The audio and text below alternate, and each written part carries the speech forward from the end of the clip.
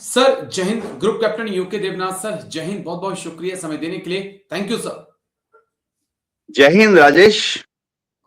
Thank you sir, आपने समय दिया। दरअसल एक बड़ा इंपॉर्टेंट और बड़ा अहम इशू था जिस पर इस वक्त पूरे देश में चर्चा हो रही है। मिनिस्ट्री ऑफ डिफेंस में हड़कंप मचा हुआ है क्योंकि लेफ्टिनेंट कर्नल दीपक कुमार शर्मा जो कि एमओडी में थे, उनको सीबीआई ने अरेस्ट किया। उनके पास से लगभग 2 करोड़ 30 लाख के आसपास जो है मोटी रकम मिली है। और तो और उनकी वाइफ जो है उनको भी अरेस्ट किया गया है। वो भी एक ऑर्डिनेंस यूनिट की कमांडिंग ऑफिसर थी। उनके पास से भी भारी मात्रा में जो है कैश मिला है। कैश इतना कि गिनते गिनते मशीनें थक गई, कैश खत्म नहीं हुआ। सर अभी तक हम सोचते थे कि भाई इंडियन आर्मी के जो अधिकारी, जवान, जेसीओ, जो भी मतलब जो वर्दी पहनता है, कम से कम पुलिस को छोड़कर, सीएपीएफ को छोड़कर, कि इंडियन आर्मी में जो जाता है वो बड़ा साफ सुथरा है, ईमानदार है, दूर दूर तक उसका भ्रष्टाचार से कोई लेना देना नहीं है। लेकिन ये क्या हो रहा है सर, यहां तो कलई खुलती जा रही है।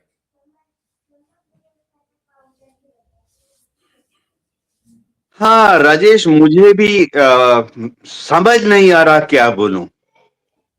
सबसे बड़ी दुख की बात है, जैसा आपने सही फरमाया, कि वर्दीधारी, वो भी इंडियन आर्म्ड फोर्सेस से। हमने जिसने जिसने आर्मी, नेवी, एयरफोर्स को ज्वाइन किया, एनडीए में, आईएमए में, एयरफोर्स एकेडमी में, नेवल एकेडमी में ट्रेनिंग की और फिर कमीशनिंग ली, हम लोगों को यकीन ही नहीं हो रहा है कि ऐसा हो सकता है, हो रहा है।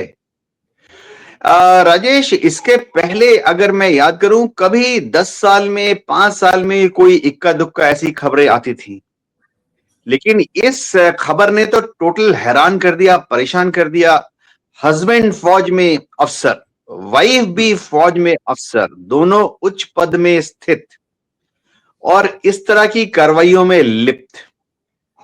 मुझे यकीन नहीं हो रहा कि ये कैसे हो गया। क्या भारत में हमारी फौज अपनी गरिमा, अपनी मर्यादा को भूल गई है? एक समय ऐसा था जब हम सब फौज में गर्व से कहते थे कि देश के लिए हम खून नहीं तो कम से कम अपना पसीना तो बहा के ही दिखाएंगे। राजेश देखो, मैं भी फौज में था, बहुत रेस्पॉन्सिबल पोजीशन में था। मैंने भी गिफ्ट लिए। मैंने कैसे गिफ्ट लिए? कैलेंडर कोई दे गया, पेन स्टैंड कोई देके चला गया, डायरी कोई देके चला गया,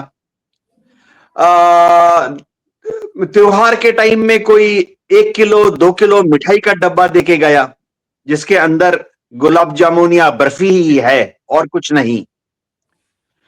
और हम इस तरह के गिफ्ट क्यों एक्सेप्ट करते थे, इसका बहुत बड़ा कारण था। कारण यह था कि हम सोचते थे कि जब हम किसी प्राइवेट वेंडर से डील कर रहे हैं तो 1 to 1 रिश्ता होना चाहिए, मजबूत। और जब मैंने अपने प्राइवेट वेंडर से कुछ गिफ्ट एक्सेप्ट किया, मुझे अभी तक याद है कि आज से 10 साल 15 साल पहले की बात है, उसने दिवाली के टाइम पे मुझे एक कंबल गिफ्ट में किया। मेरे घर में आया था, उसने एक वार्म कंबल गिफ्ट में दिया और मेरी मिसेस ने पर्दे के पीछे से कहा कि थैंक यू के साथ वापस कर दो। लेकिन क्योंकि वो मेरा बहुत ही भरोसेमंद ठेकेदार था और मेरे सारे काम बहुत बढ़िया करता था, मैं उसको डिसअपॉइंट नहीं करना चाहता था कि दिवाली के दिन आया है और वापस करूंगा तो शायद सम्मान को ठेस पहुंचेगी। तो मैंने वो कंबल चुप एक्सेप्ट कर लिया मेरे ठेकेदार से।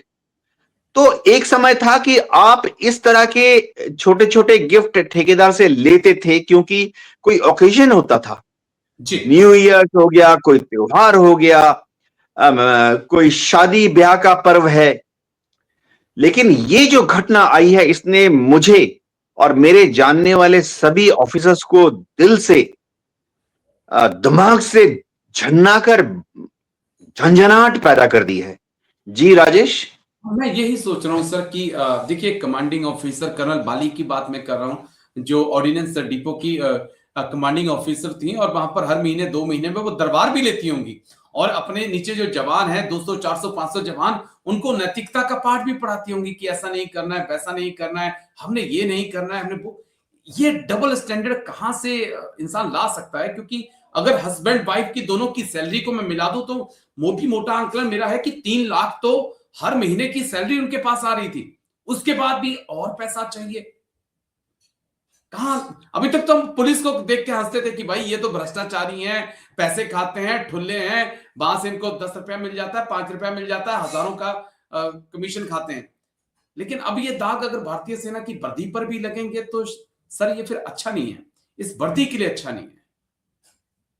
राजेश देखो, मैं सिर्फ ये उम्मीद करता हूं कि इस अफसर के साथ जो कानूनी कार्रवाई की जाएगी वो दूसरे सारे अफसरान के लिए सबक बनना चाहिए। देखो राजेश, होता यह है कि अब हमें कुछ चीजें वाकई सोचनी पड़ेंगी।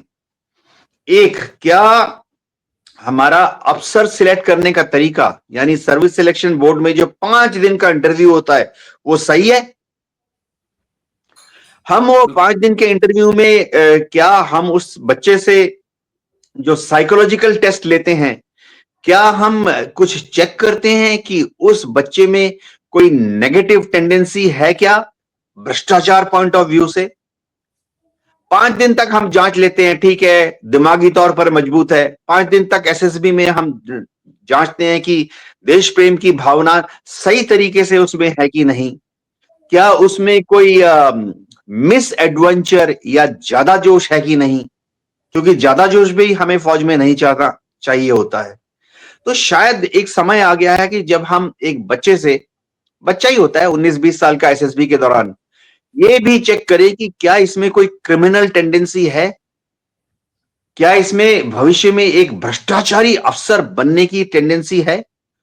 और सबसे बड़ी बात, एक और करेक्टिव एक्शन दो ले सकते हैं कि अब से शायद टाइम आ गया है कि हर कमांडिंग ऑफिसर को अपने मातहत जब अफसर है, यंग ऑफिसर है, जब वो कैप्टन है, मेजर है, तभी कमांडिंग ऑफिसर का एक कॉलम होना चाहिए कि क्या उसको शक है कि ये अफसर भविष्य में भ्रष्टाचारी अफसर बन सकता है। अगर उसमें रत्ती भर का भी शक हो कि ये कैप्टन या ये मेजर भविष्य में एक भ्रष्टाचारी अफसर बन सकता है, तो उसको काउंसलिंग करनी चाहिए और उसको अंडर सर्वेलेंस लगाना चाहिए। कमांडिंग ऑफिसर्स को ही एक चिट्ठी लिखनी चाहिए अपने ऊपर वालों को कि मेरे इस कैप्टन पर या मेरे इस यंग मेजर पर मुझे शक है कि भविष्य में जब ये कर्नल बनेगा या उच्च पदों में जाएगा तो भ्रष्टाचारी बन सकता है। भविष्य में इसके ऊपर मिलिट्री इंटेलिजेंस या जो हमारी एलयू होती है वो नजर रखे। दूसरी बात, इस अफसर को कभी भी ऐसे पोस्ट पर ना भेजा जाए जहां पे उसे करप्शन करने का मौका मिले, जहां उसको पब्लिक से डील करने का मौका मिलता है। क्योंकि ये बहुत भयंकर चीज है, बहुत ही भयंकर चीज है। मेरे ख्याल से ऐसे में तो समरी कोर्ट मार्शल, अगर court of inquiry court martial होता है, सरकार को बोलना चाहिए कि सब कुछ 3 दिन में खत्म करो और इस महीने के 31 तारीख को इस अफसर को बर्खास्त कर दो। और उसी वक्त सरकार को संज्ञान लेना चाहिए कि ये केस अफसर फिर हाई कोर्ट में या सुप्रीम कोर्ट में ना लड़ सके। इस तरह का एक प्रावधान होना चाहिए। जी राजेश।